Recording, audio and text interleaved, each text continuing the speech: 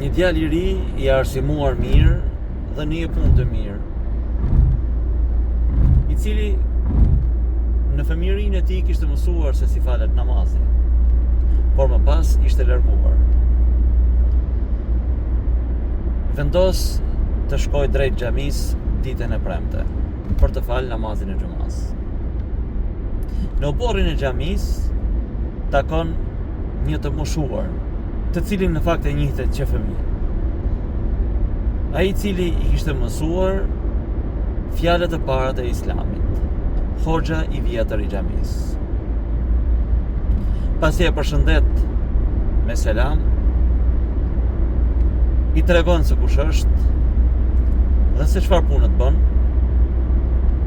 I thot hoxhës së nderuar: Hoxh, kur isha fëmijë, më mësove se si të falem, se si të qëndroj në këmbë, të përkulem në ruku dhe të shkoj në sejdë.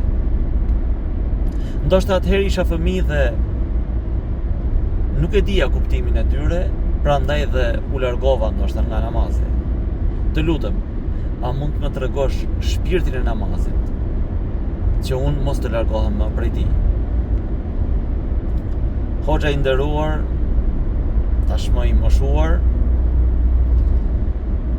I cili vendin ja kishte lënë hoxhës tjetër, dhe ky me krenari u falte pas tij, sepse edhe hoxha tjetër ishte nxënësi I tij. I thot: birim,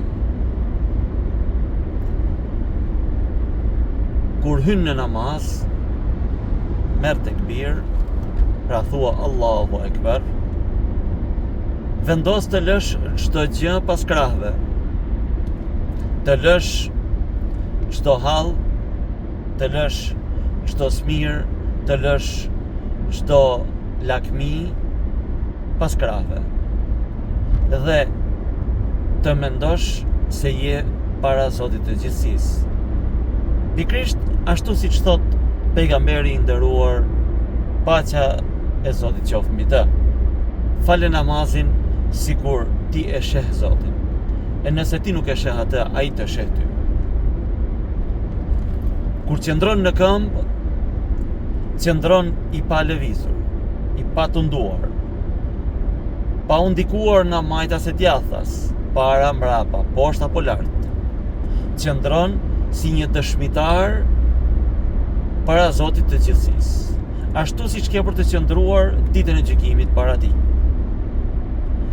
Këndon subhaneken, falenderon Zotin, e lavdëron atë. Pastaj këndon Fatihan, e cila është dera e çdo mirësie, është nëna e Kur'anit. Pastaj këndon disa ajete nga Kur'ani famlar, ashtu siç na ka thënë pejgamberi alayhis salam. Këndo ato të cilat të vinë më lehtë. Pastaj shkon në ruku. Ruku do të thotë përkulje. Ku I tregon Zotit të gjithësisë se ti përkulesh vetëm para tij dhe nuk ka asnjë forcë tjetër që të përkulë. I përkulesh me dëshirë. I përkulesh duke menduar gjunahet që ke. Dhe aty Zotin e falenderon, aty Zotin e lartëson. Pastaj shkon në sejdë. Në pamjen e jashtme, sejdëja mund të jetë vendi më I ulët I një njeriu, por në të vërtetë është vendi më I lartë I atij njeriu. Sepse ka vendosur ballin aty ku Zoti I thot: unë jam më afër me robin tim. Pra është grada më e lartë e njeriu tek Zoti I gjithësisë. Aty njeriu I lutet atij. I lutet duke I kërkuar që ta falë, që t'i jap të mira në këtë botë dhe në botën tjetër. Dhe pastaj ulet në ulën e fundit, ku çon salavat mbi pejgamberin alayhis salam. Falenderon Zotin e gjithësisë për të mirat që I ka dhënë. I kërkon atij ta mbrojë nga zjarri I xhehenemit, t'i jap të mira në këtë botë dhe në botën tjetër. I kërkon t'i falë prindët e tij, t'i falë të gjithë muslimanët.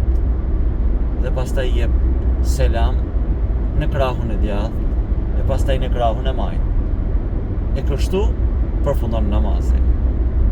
Vëllezër dhe motra, nuk është e rëndësishme të kthejmë krahrorin nga kibla, por duhet të kthejmë zemrën nga kibla. Nuk është e rëndësishme t'i bëjmë lëvizjet e bukura, por t'i bëjmë plot shpirt, plot sinqeritet. Allahu na pranoft namazet dhe na bëth prej atyre të cilët e falin namazin ashtu siç duhet.